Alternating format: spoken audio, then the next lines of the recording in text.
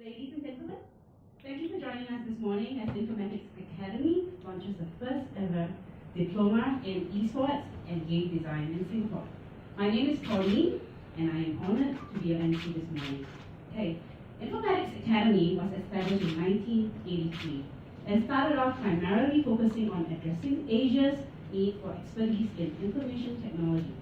So over the last 35 years, the Academy has transformed into an educational hub that offers diplomas and degrees in various disciplines. Today, the Academy has a network of more than 58,000 alumni worldwide, many of whom have emerged as leaders. This morning, Informatics Academy will be celebrating yet another milestone as an educational provider, as they will be the first in Singapore to launch the Diploma in Esports and Game Design.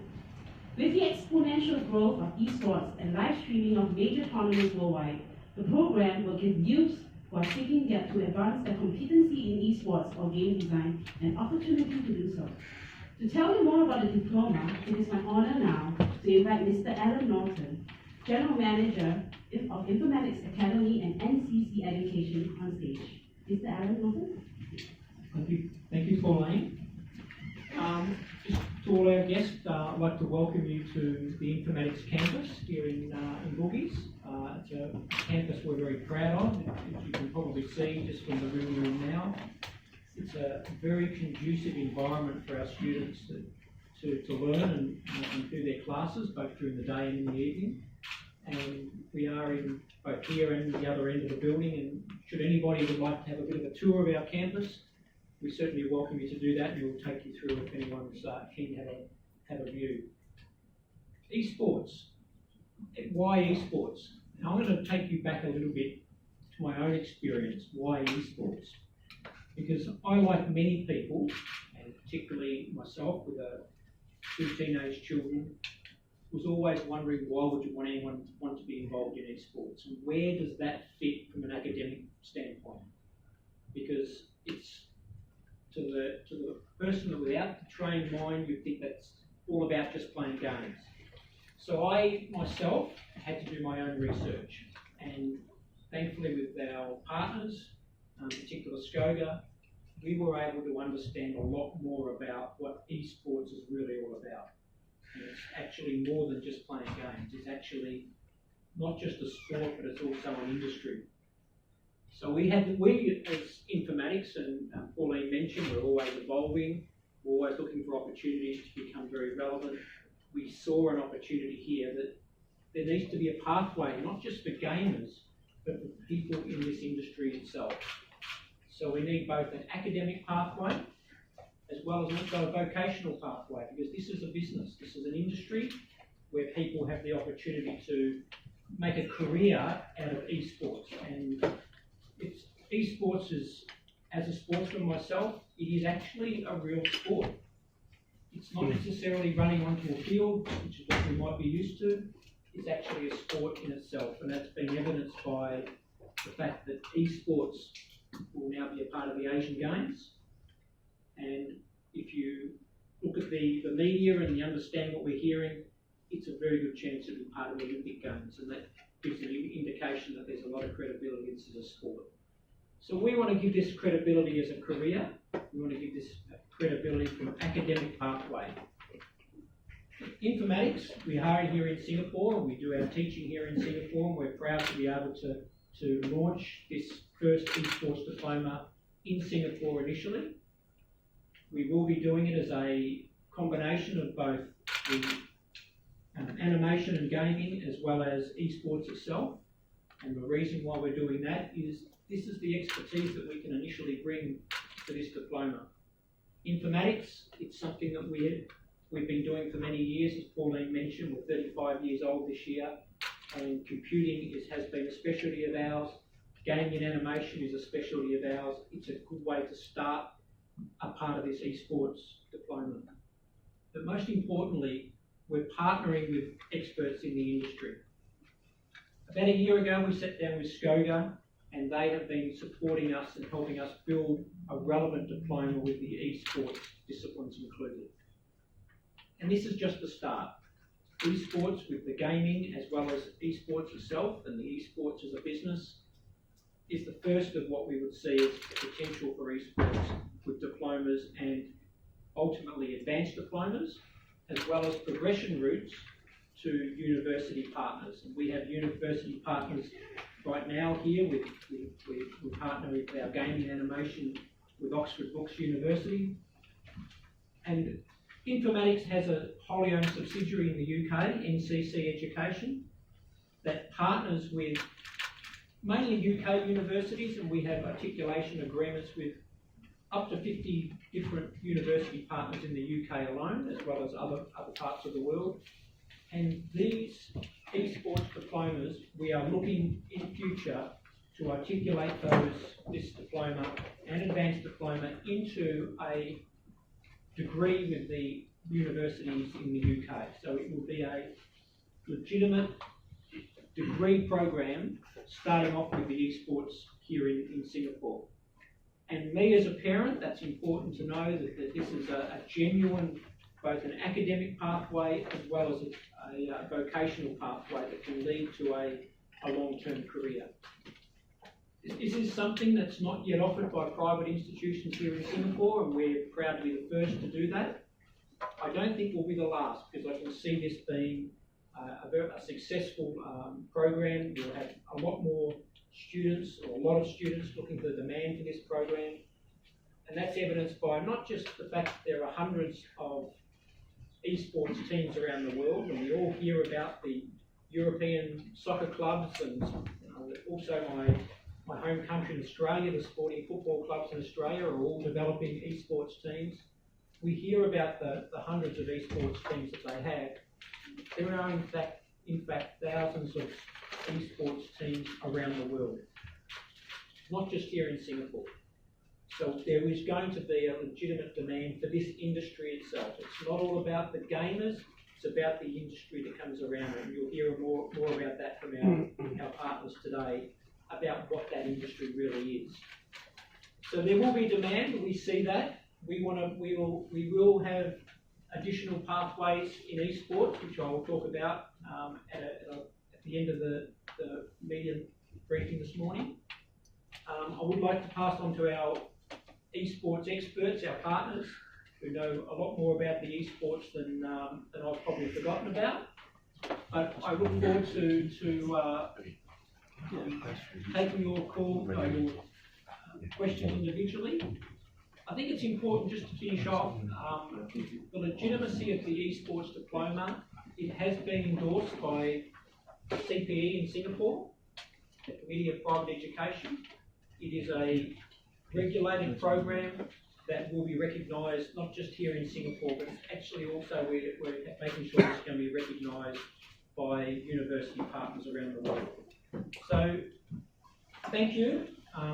Welcome again, and I look forward to taking your questions at the end. Thank you. As Mr. Allan Norton mentioned, the aim of the diploma is built to help gaming enthusiasts build an educational and vocational path in Singapore. The Singapore Cybersports and Online Gaming Association, also commonly called SCOGA, are extremely supportive of the program, which translated into a partnership with Informatics Academy through the signing of a Memorandum of Understanding last year. It is now my honor to invite Mr. Nicholas Aaron Khoo, Chairman and co-founder of SCOGA, on stage to say a few words on the partnership and how industry partners will continue to lend their support. Mr. Khoo, please. Thank you, Pauline. I feel like to stand here because Allan is standing here. Good morning, everyone. Thank you for coming. I'm Nicholas from SCOGA. I only have 2 or 3 slides just to quickly walk you through. I'm obviously very excited this morning and excited everyone's here. SCOGA, we seek to serve the esports ecosystem. We've been around. This is our 11th year.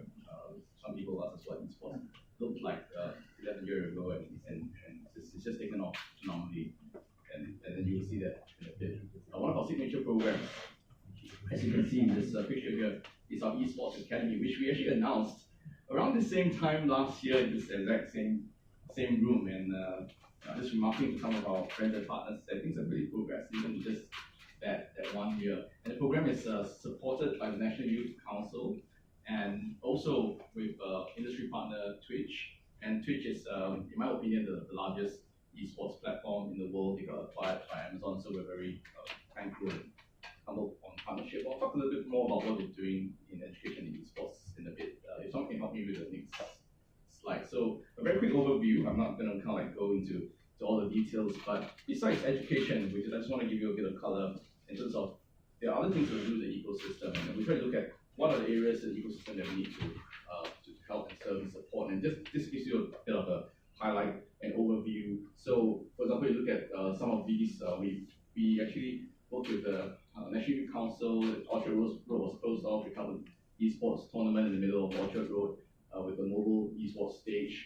We got students from the Esports Academy who were doing live streaming programs, not just in the classroom, online, but got them out. This is like in front of Ion Orchard. Got them out on the streets to kind of get them really exposure out on the streets, some of the classes and all that. And we work with, we have a program every year that we go to all the IHLs, the schools, ITs, the polys, and universities called Campus Game Fest. And this is one of the pictures from there where we don't just get the gamers to just play among their friends, but in this case, we also got them out into the what they call the senior activity centers in central area. I think 10 of them, and they went to kind of reach out to the older folks and interacted and play with them. So we're trying to get our gamers, our young people out and expose themselves a bit more. This is a color, and also we get involved in quite a lot of work in the region, and some of our friends from the region who's here with us today. So next slide, please. This kind of gives you an idea of the framework or the practices we use. So I'll just go through it very quickly. We call it the 4E framework. At a very high level, we look at engagement. So we look at gamers and esports enthusiasts from wherever they are, online, offline. We work on different events and all that. And we always work through industry partners. So just now, the slide before, and show you everything, all the things we've been doing. We always have industry partners that we work with. In this case, next week, we are working with industry partner Cockfield to work on this event called Asia Game Fest to reach out to more gamers. Education, obviously, I just mentioned, is a big focus. We announced our Esports Academy a year back. About 500 people have gone through the program.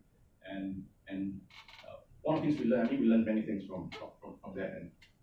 And one of the things that we constantly heard was, this is a full-time program. Can we do this education full-time? Which is one of the motivations why when we talk to Allan and say, hey, we should really try to deliver a full-time program, which is why we're excited for what we are announcing today. And it makes sense because we are the esports guys. We work with industry partners in esports, the experts and all that. And Informatics have been teaching technology, IT, infocom, game design for the longest time, the expertise there. We say we put the two together. When you have game design, infocom, IT, and esports, we actually give the students a very broad perspective on the entire games and esports sector and create multiple opportunities and pathways where they can go to. So that got us very excited. Besides education, so we have this track called Excellence Track. And Excellence Track is where we allow all students and gamers and esports enthusiasts to really kind of like showcase their skills, their capabilities on local, regional, international stages. So some highlights here, for example, Vainglory Worlds, the global event was held here last year in November. Amos was on stage. He was talking a little bit maybe more about his experience in esports. We're working with MCCY and National Youth Council on this event called Hyperplay. Next weekend in Suntec Convention, we're doing the national qualifiers for that.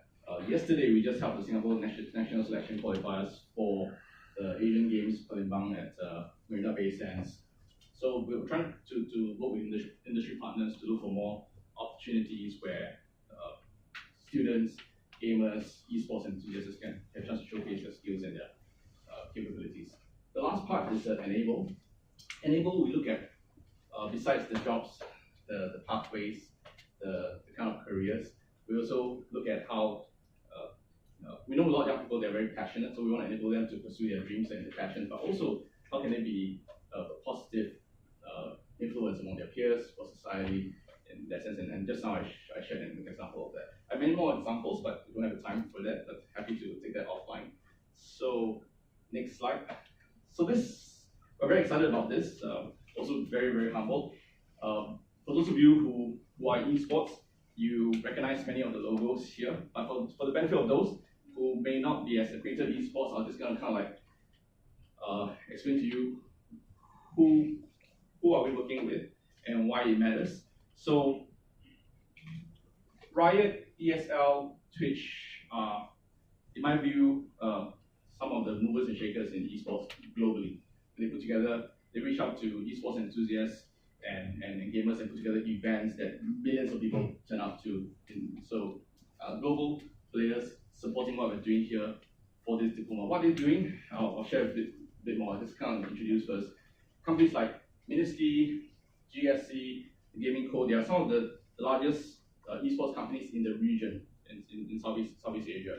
And then we have a company like AirAsia, who's also here today. If you was a local company doing a lot and making a lot of difference in the local esports scene. At the bottom row, you have regional esports players. I'll give you an example. Raw Esports is actually a professional team from China, so they're committed to help support our program. Manga Esports is a professional team that's out of Thailand. We have AirAsia who's here today, so Allan will talk a little bit more about what they are, all the exciting stuff they're doing in esports. I think they're one of the top player in esports in Southeast Asia. We have Flash Esports who's also here today. Thank you very much for supporting us. They had an announcement earlier this week, exciting announcement about picking up professional Singapore players in FIFA, and I think they're doing a lot.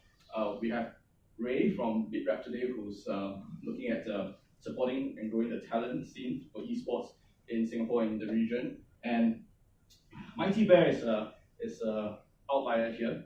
They are not in esports yet, but I've included them, and there will be many others like them, because they're one of the top game design studio in Singapore.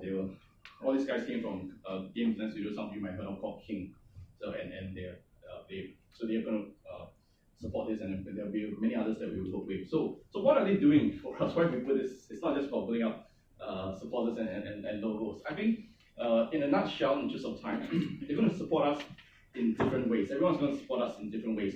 Some of them are going to actually help us, like Ray, develop develop some of our curriculum and validate what we're doing. So that's what some of them are doing. Almost everyone here has committed to come into the classroom to give our students in this diploma program real-world experience and solid perspective on what's really happening out there, locally, regionally, and globally in esports. We're excited because we think that's going to be invaluable. And after that, there are opportunities for our students to go work with them out of the classroom, whether be it entering into some of the events, working in the teams, internships, and possible employment. So we are super excited. This list is not exhaustive. We are still out there looking for more partners who are willing to come alongside. So please help us spread the word, say that we are looking for partners to partner with us and work with us on this program. With that, I'm going to pause here. You're going to hear exciting sharing from our experts in esports, and I'm happy to take questions afterwards. Thank you very much. Thank you. Thank you, Mr. Khoo. It was very heartening to hear the continued support we see from industry partners like ESL, Riot Games, and those gathered here today. Okay, so we're going to move to the curriculum aspect of this new diploma in esports and game design. I'm sure we're all excited to learn about some of the modules that will be available for students enrolled in this program. So one of which is live streaming, the live streaming module. Okay, here we are going to share more about it during his involvement in the development of this module is Mr. Raiford, Cockfield, CEO of Bitrepme, who was formerly the head of Twitch Asia Pacific. Mr. Cockfield. Super happy to be here today. Of course, on one of the previous slides, you probably noticed that I was there as well, but I was wearing a different color. A couple of things about the program, but first a little bit of background about why I'm even excited to be here. So, I was running Asia Pacific for Twitch, and one of the biggest issues that we saw within region, and this is everywhere, is that the training and the ecosystem was not as built up as it needed to be. And where there were a lot of holes was in the training and development of talent, whether that means talent for work, whether that means talent for Twitch, whether that means talent for content creators, whether it means literal digital talent and the operations that go behind esports events and live streams. there were huge gaps. So I was so excited when Nick and the team here reached out and said, we want to put together a real module on live streaming the benefits, and not only how to do it, but best practices, how to make it a career, how to turn it into something that was real. Of course, I was developing this while I was also starting Bitrepme, which is focused on, again, the infrastructure and ecosystem within Southeast Asia, making sure that content creators are able to link up and get monetization opportunities from all the brands that are interested in esports, gaming, live streaming, higher up. What was great about this was it coincided and was worth me losing an additional 2 hours of sleep a night to figure out what really needed to come together to educate people about how to be best at live streaming, how to do it well, and how to turn it into a career. And again, what the module doesn't do is it doesn't say, okay, now learn how to operate a camera, learn how to operate streaming software, get on a platform, and then best of luck to you. Hope that you can make it. Hope you've been studying the folks on YouTube and Twitch. I've got nothing more for me. It really came from the desire to teach best practices that can be shared, best practices that can be monetized, and even just to say, okay, look, I understand all of this now, but it's not for me. I don't want to be in front of the camera. I want to operate behind the camera. Now what opportunities are there for me? And by tying it into education programs, diploma programs, and leading it into both technical advancement as well as the on-camera advancement, we believe that we're teaching valuable life skills to the students that are enrolled in these programs. So first you will learn how to speak in front of a camera, how to conduct yourself, how to make sure that you know best practices so that you don't get caught up later in life. We all have seen with celebrities, live streamers, YouTubers, Twitch people, you say something when you're 17, you're 19, you're 23, and now you have to go on with the rest of your life, and that's always there. You can always get caught with it. We need to make sure that more people understand that this never disappears, that there are best practices to live streaming, that this can come back. But if you do it right, what a tremendous opportunity it is to get into a real career. What a tremendous opportunity to take people. I've been helping them in Twitch and Asia Pacific for over 2 years. Tremendous opportunity to get people who want to interact in society in a different way. You're used to being behind a computer. You're used to being, socializing within games, socializing within the platforms and communities around games, into real degree tracks. So this is for people that were already on track. This is for people that got slightly off the tracks. It is to make sure that all opportunities for students that are interested in this ecosystem can grow, learn, and develop real careers. So I'm excited. I've involved a bunch of people from Twitch, some of the best people from around the world, both internal at Twitch, on how to get on the platform, how to get better at conducting yourself on the platform, grow audience, and make money from it as a career, as well as folks from YouTube on how to create the best VODs, how to edit them, how to get growth and reach, and people on the technical side, like NVIDIA or the streaming software and cards, how to best set up streams, how to professionalize those streams. And the hope is that you come out of this degree program with all the tools you need to either enter a university track on a technical side, to go online, stream, or create VODs that are interesting to an audience and can possibly lead to a life and a career in streaming, or at least to know valuable life skills, streaming skills, and editing skills that will help you in any job that you take going forward. So I thank you for your time. I welcome your questions at the end, and it's been an honor to be in front of you. Cheers. As you can see, the curriculum and modules planned for the Diploma in Esports and Game Design includes valuable insights from several subject matter experts in the industry, giving our students a comprehensive and real-world view of the industry.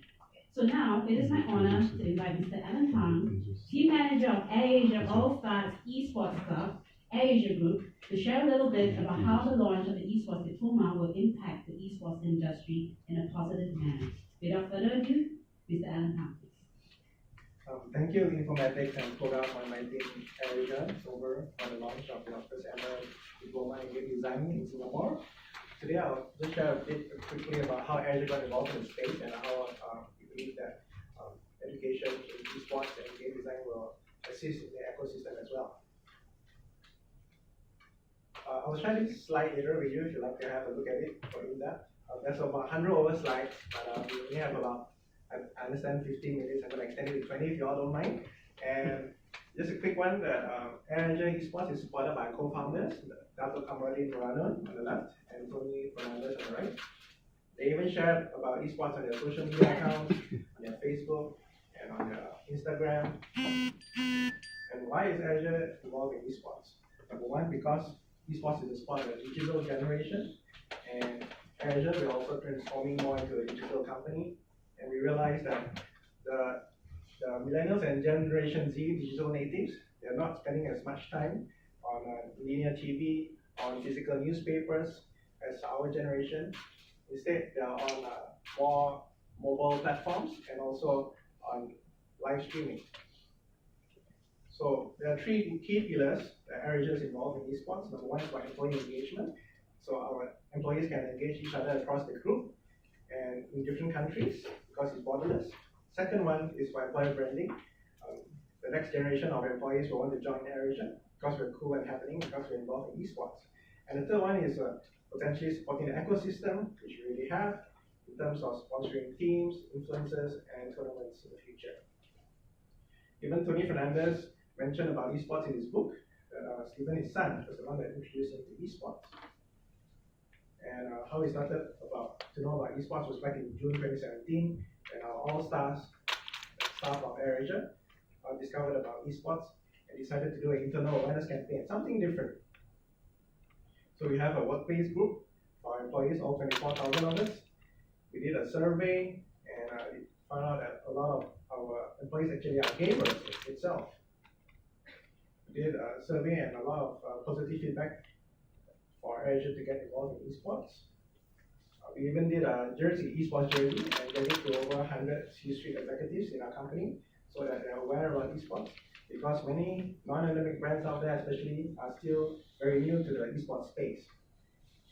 And even our bosses worried. And as you can see, everyone's really happy. Even the C-suite executives and the branding and marketing folks, they're really positive about esports. So we did a pilot project straight away in July. We did a photo shoot, and we are probably one of the first ever esports team to have stewardess next to the photo shoot. And these are all our employees as well, yeah, something different. Yeah, and you can see that it went viral. We took part in a local event to integrate with the esports community in a local shopping mall. We took photos with the cosplayers as well. And even Razer shared on their Facebook page too. And after that, it just went viral, first ever. You can see that the timeline is very quick. In June, we found out about esports. July, really entered the space from an organic approach. Even Tony Fernandez met up with me, the owner of Razer. And we met up with him as well. And we met up again, and the Razer phone was launched. And we also organized our own internal esports tournaments and events. This is a FIFA 17 tournament inside our office. Tony was one of the players as well. We are going to have tutorials during lunchtime. And we also organized our first ever Dota internal event, where 40 of our Allstars divided into 8 teams, played in a local cyber cafe in KL. We went one-on-one Overwatch games we play in the office after 6 p.m. after office hours.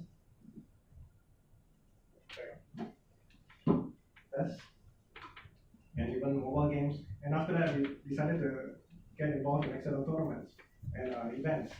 So we went to a local live viewing session during the TI last year to integrate with the community.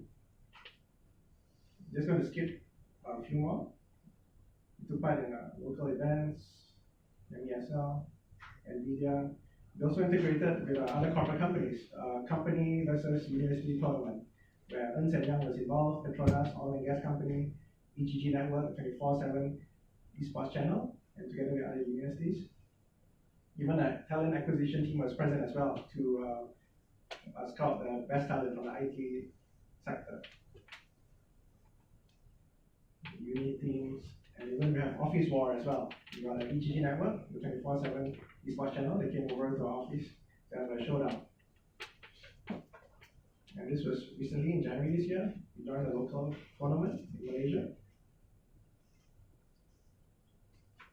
And we did a lot of market research as well from a non-endemic approach. We flew over to Taiwan to check out the scene, even to other places like in Malaysia, also to Thailand. You can see the crowd. The demographics is average age of around 18 to 35 years old.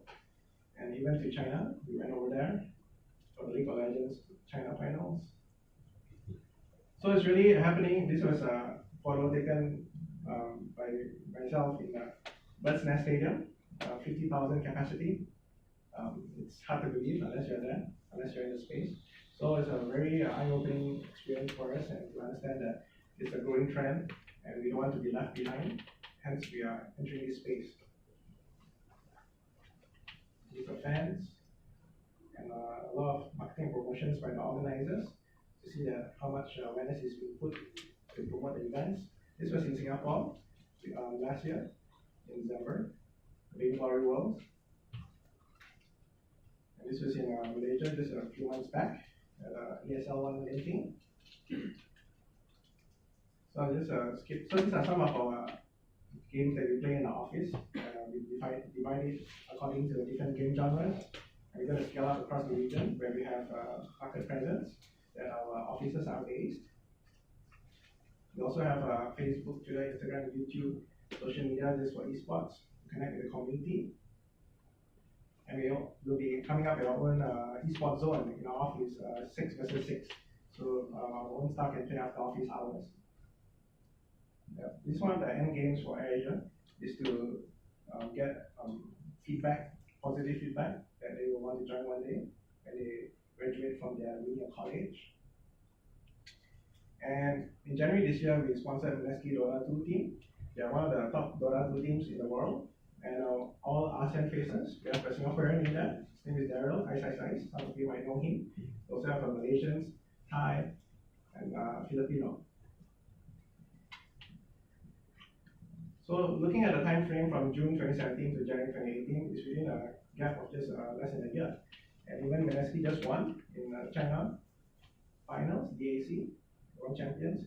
There's an ESPN and a local mainstream media. Even our social media shared about it. And recently in March, we acquired majority share in a mobile esports team called AirAsia. They play Mobile Legends. This was a local event in April, this last month, sorry. And even our chairman, Dr. Kamarudin Ranu, was there to witness it as well. And recently, Tony mentioned that who knows, maybe one day we'll have esports on the flight. And this was just announced yesterday. Potentially, we will be expanding further. This was announced by Dr. Kamarudin Ranu on his Instagram page.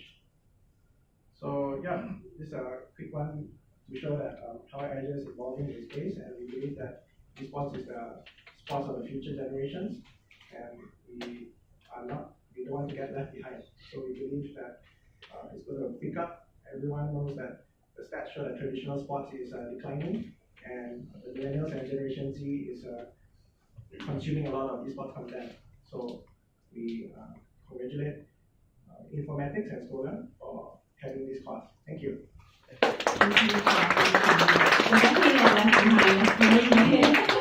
Going all the way. When he comes to our classroom, we'll give him more time. They're waiting for the flight to have esports in there. Okay, it is indeed an exciting time for Informatics Academy and the entire esports industry right here in Singapore, as now youths have the option to turn their passion for gaming into a lucrative career.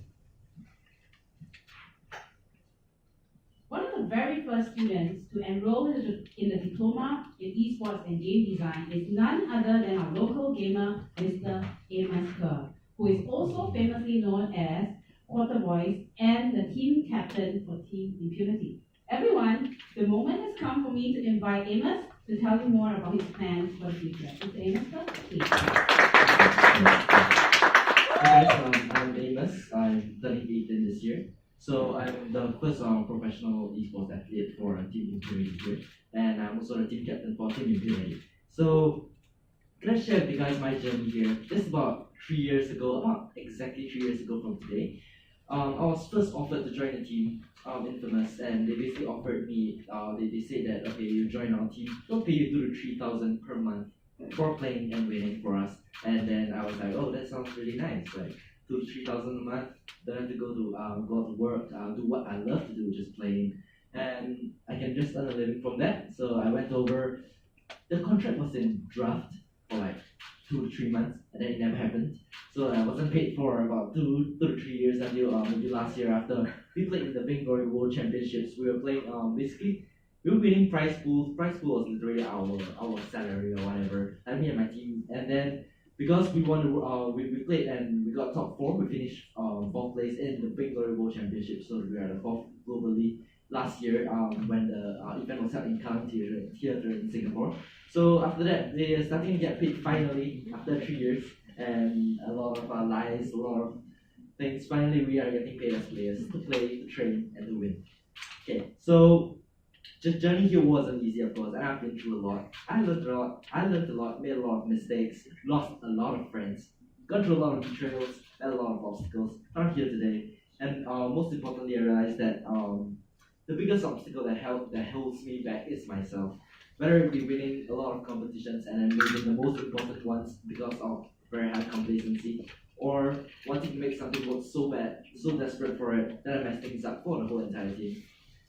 I know the best, but in esports I also learned that in esports you cannot always be the best, the smartest, or the fastest. You have to be constantly training, planning, and evolving. As a player and captain of Impunity, I'm required to take up a lot of responsibilities and to understand esports and help the team to the best of my ability. Thus, I'm excited to take this esports course at Informatics Academy because I've always wanted to do esports as my future career path, but never had the opportunity to. However, now the opportunity is here, and I'm super excited to see what the course has to offer for me because, guys, 3 years ago, if I did know about the esports market back then, I don't know, like 2 to 3,000 per month in Asia here, and especially with a very new mobile game, is in fact a scam. So I probably wouldn't have fun for it. But now with the esports industry and the esports expert teaching me more about it, I'm definitely super excited to take up this course here. And of course, when it comes to esports, I get super excited, equivalent to a child entering a candy store. I'm currently developing my YouTube channel in the future because I'm going to be entering NS because I'm 18, so I'm going to be entering NS after I complete this esports course here. And that's going to be time where I will not be able to spend a lot of time developing like my YouTube or in the future, which I'm planning to do because esports is not simply about playing. A player's lifespan will probably be about 5 to 10 years at max, and after that you have to probably go to professional analyzing, or managing teams, or even doing YouTube, entertaining, streaming, things like that. So I'm already starting to build up that. So my future plans after national service would probably be continuing being a professional player for a few years there, then officially retiring to maybe full-time streaming, things as such. So I do think that this course and this diploma in esports will benefit me a lot because of my future plans here, because I want to do professional streaming in the future, and learning how to make my streams more professional-like, more amazing, definitely will benefit me a lot. So now there are several universities overseas as well that basically involve esports, and they even have like professional courses for casters, like shoutcasting, if you guys know what that is. That's basically people who are like commentating on the match. So basically, if esports as a player lasts maybe 5 to 10 years, after that you can actually go to like paths such as this, and this diploma can, because of the partners we have with overseas universities here, it definitely allow me to be able to venture into different pathways in the future. So the options are endless, and I'm really excited to take up this course as esports. Thank you for your time. There's more for Q&A later. Thank you very much. I will wish you all the best for your gaming, dreams, and all the things that you plan ahead. Now, we have a quick Q&A segment, and we'd like to invite our media friends, partners, and anyone on the floor to ask some questions. So, anyone has questions? You can put up your hand, and then it is specifically to anyone. Yeah, so this is to everyone. So in general, like, I'm just curious, like, what are the entry requirements for the course? Like, are there like minimum qualifications, or they need to be confirmed or validated as gamers before they're accepted into the course? So what are the prerequisites? answer that one for you. I think the first, I'll ask the second part first, as in qualified as gamers. Amos nailed it just a minute ago. Yes, gamers are those who will take the course, but ultimately it's not the main market. As you heard just now, esports is an industry, and gaming, as of gamers themselves, have a pretty short time frame. That esports is going to be around for a long time. It's a future sport that will be around for a long time. So we are looking at educating and giving qualifications and potential career paths for everybody in the industry, not just the gamers themselves. So, are you required to be a gamer, an actual game player? Actually, the answer is no. Gamer, of course, a gamer is going to be one of the key people that take the program, but it's available to anybody and everybody. The entry qualifications, like all of our diploma programs, you're talking about post-secondary students.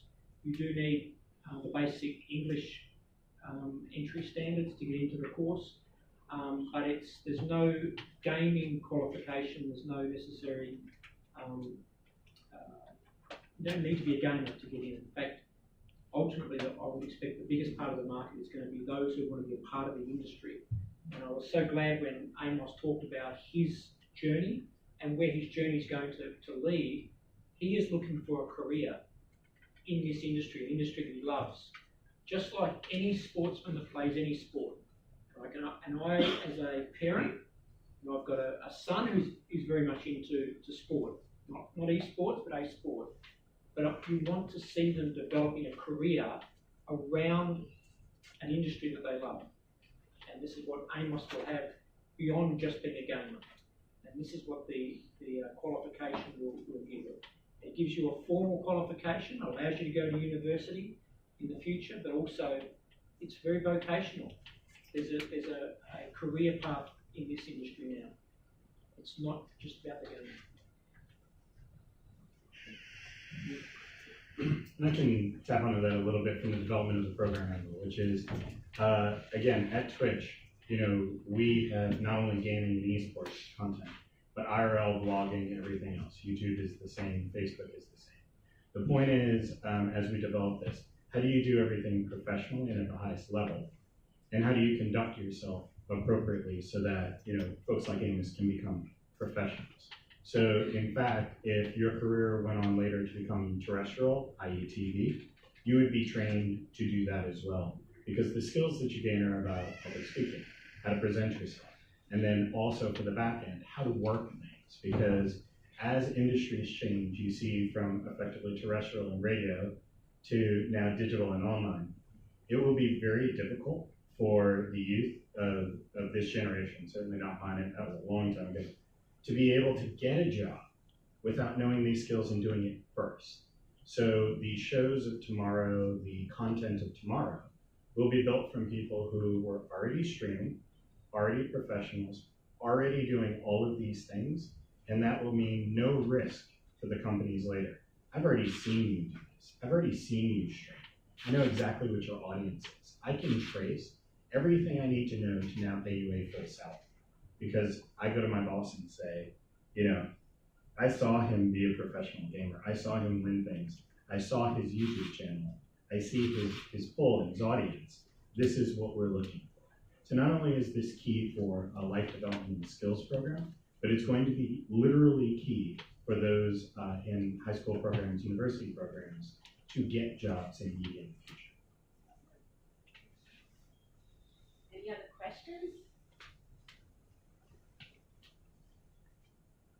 Hi, sorry, I have a few questions on my hand. So the first question would be, why the tie-up with game design? Because esports would appeal more to people in disability gaming. Game design would, at least the impression of that game design would get into the casual side of gaming. So why the tie-up? Not like, let's say, listeners, because after all, esports is industry.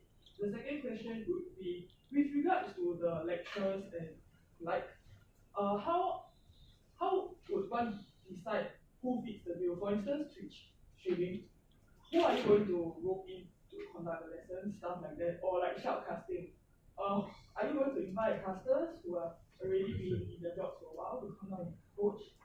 And lastly, esports is a relatively new field in Singapore, and because we live in Singapore, so there's this mindset that that parents wouldn't really want to enroll their children in such a course, which of course I don't really agree with. But on the side of the panel side, are there any plans to like change this mindset and push out to parents such that the course can actually be alternative choice rather than like something that parents wouldn't want their child to enroll in? Thank you.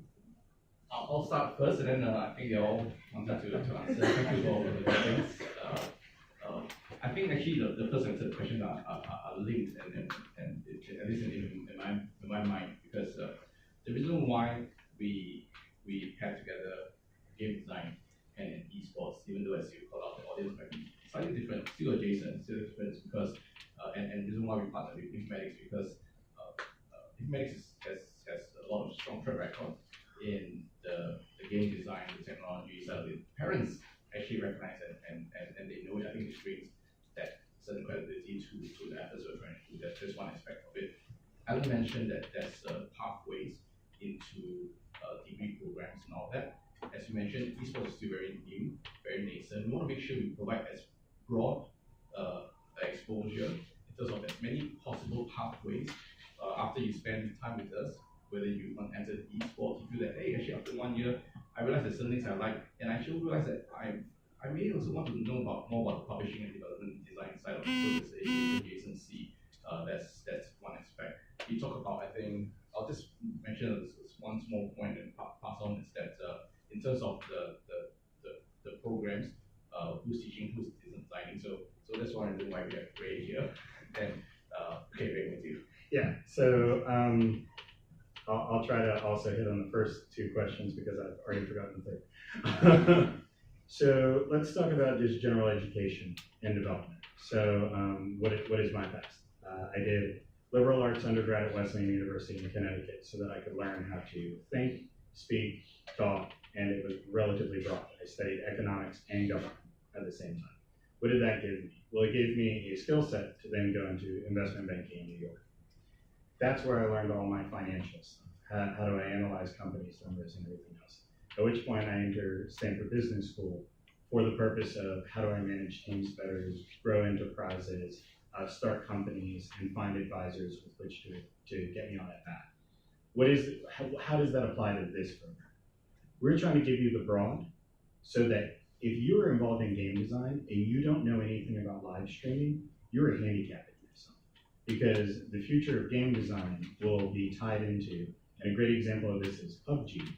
PUBG was developed alongside Twitch. They actually were not just a game design studio that were just trying to come up with a game. They integrated Twitch from the very beginning of that game design because they understood the power of social, streaming, and community. Without those three, they wouldn't have a game. So what we're hoping in this program is you will understand live streaming and the basics behind it. If you decide to go game design, it'll be a focus, but you still have a base. If you decide to do streaming or content creation, you'll still have a good base, but you'll focus more and go down a path. So if you think about your life as a toolbox, all you're trying to do is fill it with the right tools to get the job done. This course represents a major tool that you'll need no matter what you do. Now, for the people that we're inviting, yes, absolutely. There will be top shoutcasters, there will be top gamers, there will be top people from inside the industry that will guest on different courses. We'll also look to get a lot of the companies involved, again, not from a sponsorship standpoint, we're not trying to create bias, but they are the people who develop the products that will be used in streaming. So some of them will come and help with different technical parts of how to do this. So the reason why I'm here is because I can connect all those things together. We thought about it in course development.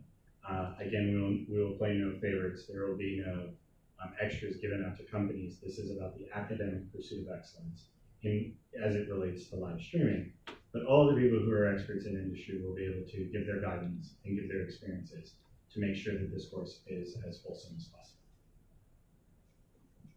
Okay, so I would like to thank you for your three questions, because they're actually 3 points that I would actually like to make, so you appreciate the questions. The first one you had was regarding why we've gone down the game design as well as esports. I think Nicholas partly explained that to you. This is our initial introduction to esports. The expertise that SCOGA bring in esports, as well as the experience that Informatics has with game design. We put those two together, it gives us a very fast start into this industry. But the important thing that I need to emphasise here is throughout the world, we want to take esports just to the world to be able to be as a qualification option. We're going to do that through our subsidiary NCC Education. And what NCC has associations with universities in the UK. We also have similar tracks in computing as well as business studies. We want to take those tracks and offer additional tracks in esports, particularly around the business side. This is a business, this is an industry. It is not just about the gaming itself. Now, this is the first of our esports diplomas. We are looking to introduce others, taking into account all of the esports industry, particularly the business side and other parts of the computing side. Now, we have that expertise with our subsidiary NCC Education, as well as the experience and what we do here at Informatics. So this will be the first of, we expect to have several tracks. Some of that will be driven by the demand as well as the industry, and also providing articulation pathways into universities into the UK. So that's the first one. So this is the first introduction. Second point you had regarding the lecturers. In Informatics, we do have our own lecturing staff, many of which have been with us for over 20 years. Some of which are in the room, and I'll introduce some of those to you later.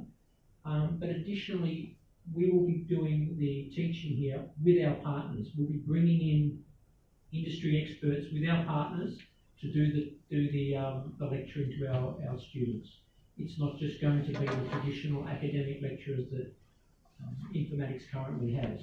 So it's going to be a hybrid of the industry partners coming in as well as the academic expertise that Informatics has. There will be opportunities for the students to do extracurricular activities with our partners, and whether that be around coaching or whether that be around specifics with SCOGA, that will be offered to our students as well.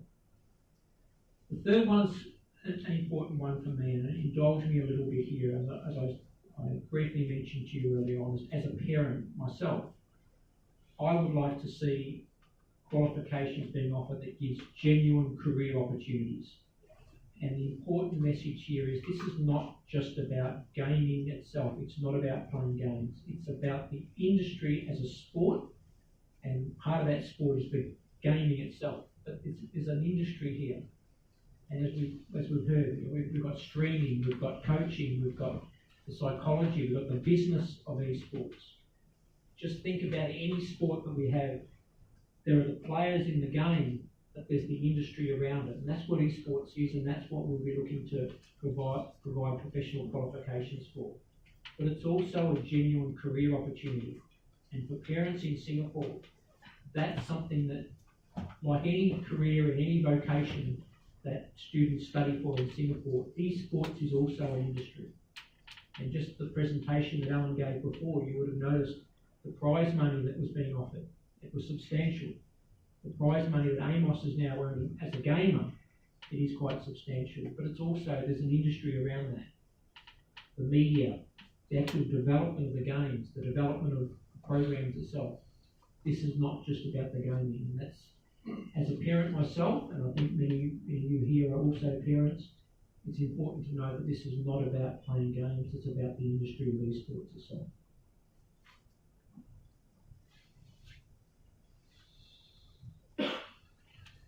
Any other questions? Okay, several questions as well. Alright, so first off, general question. The esports market has been seen to be very lucrative, right? We all know this. But how does the diploma prepare students, not say prepare students, but where do you see the industry going in the next 5 or 10 years? And how does the diploma prepare students for a life outside, the diploma and out of the sheltering walls of school?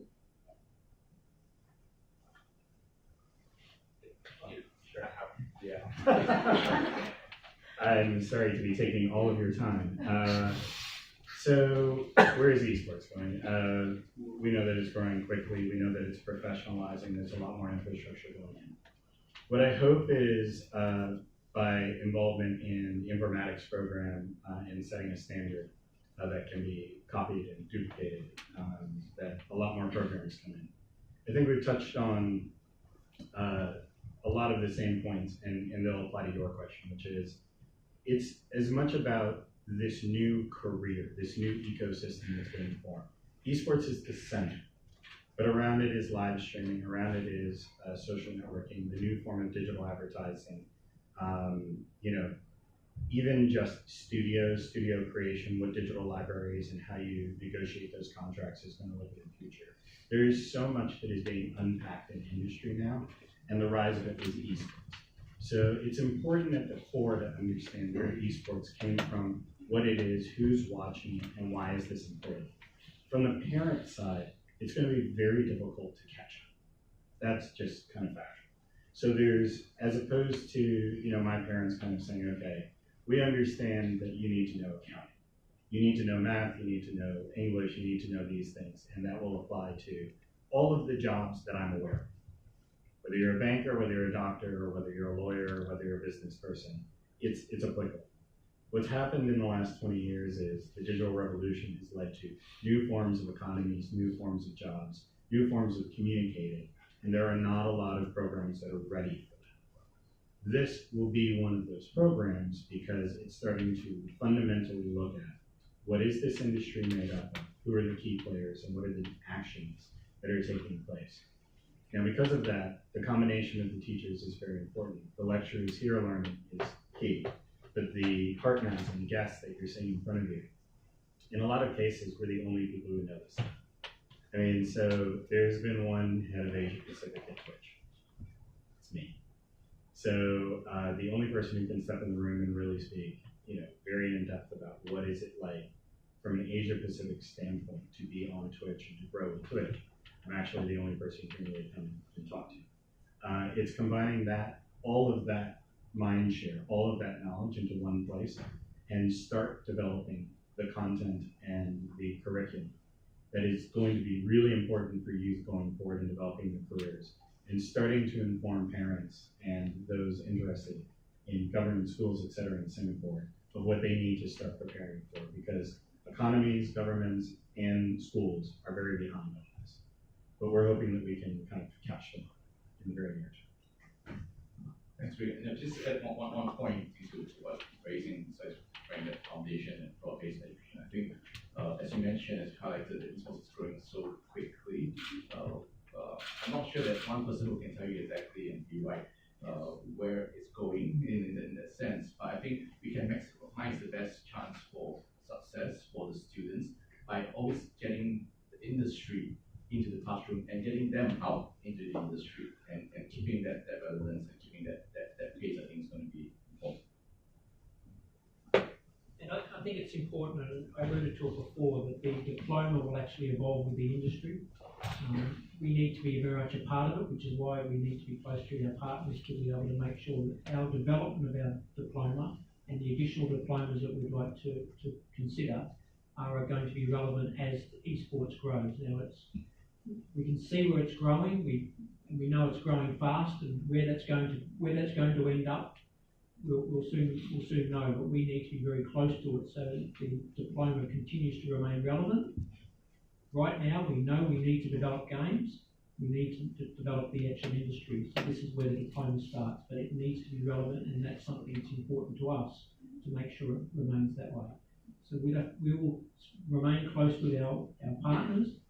Our subsidiary NCC Education, which has access to 50 different countries around the world currently, and also our university partners to make sure that we do keep that relevance.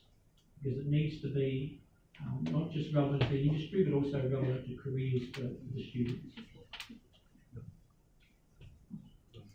Any other questions?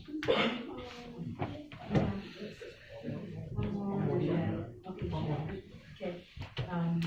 I'll let her go first. Okay. So I was just wondering if there's a capacity for the intakes right now. Like there are 3 intakes per year. So for each intake, is there a specific number of students that you can accommodate? And are you hoping to expand in the future? Okay, we're welcome to show you around our campus. We have some very modern facilities here, and we have sufficient classrooms for multiple intakes. So right now, it's only launched. We're not setting an upper limit. The important thing here is that we can actually take this to the world. We can actually take it, and it can be licensed. It can be actually introduced to other institutions as well. We're developing it. We're doing the teaching here, but we can also take it outside of informatics, most notably our own subsidiary NCC.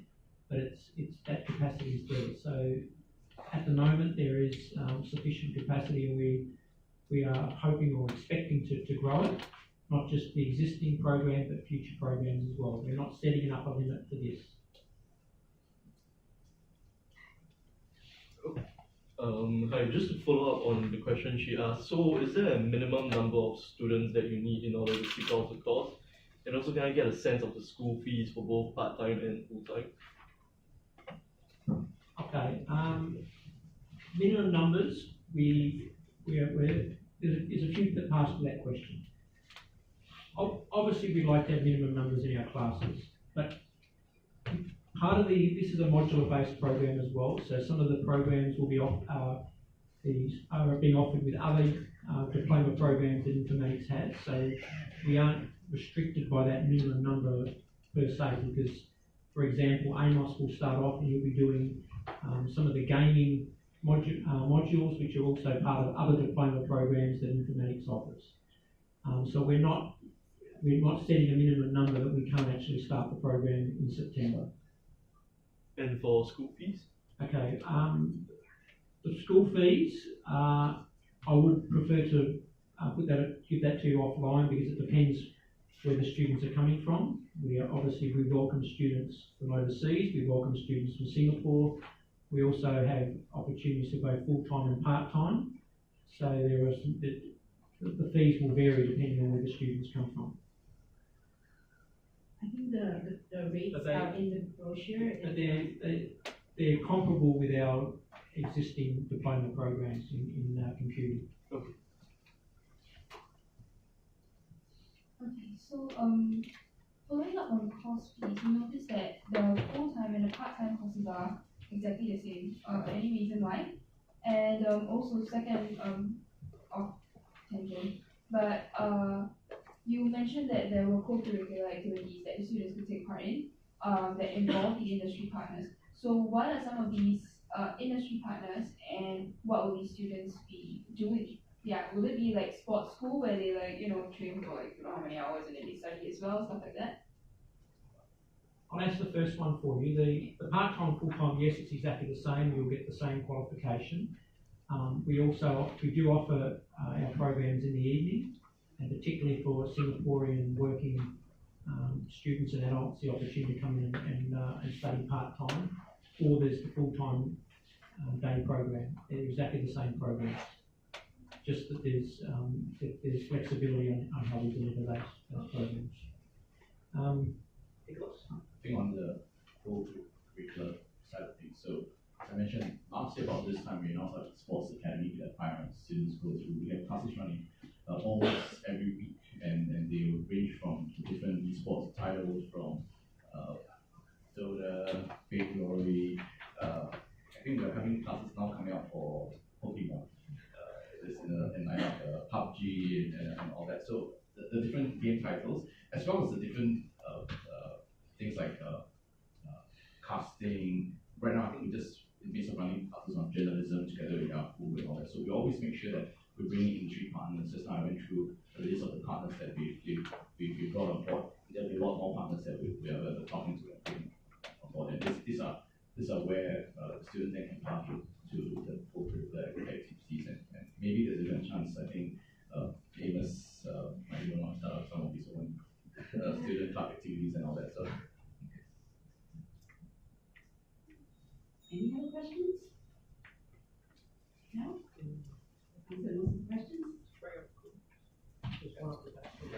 One more? No. Okay, that's it. Okay, thank you for all your questions. And I would like to now invite Mr. Allan Norton, Mr. Khoo, Mr. Adam Phang, Mr. Moses Khoo, Mr. Raiford on stage for a group photo. So we just stand by the Just before we finish up, I'd just like to, we've heard from the industry experts that have helped us develop the program, the Esports Diploma. I just want to take an opportunity to thank and introduce some of the informatics team that's helped develop this, or built this diploma program, some of which are here. There's Carl, Mr. Tall, Michelle. Put your hand up. They've been working diligently for most of the last 12 months in developing this program to bring it to the stage that we can now deliver that.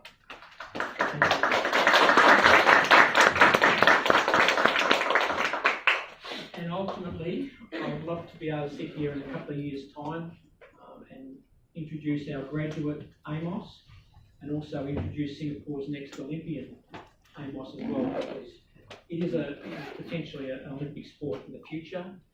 An Asian Games, yes. Olympics, we certainly hope so. So I hope to be able to come back here in 3 years' time and introduce our first graduate. So thank you. No pressure, no pressure.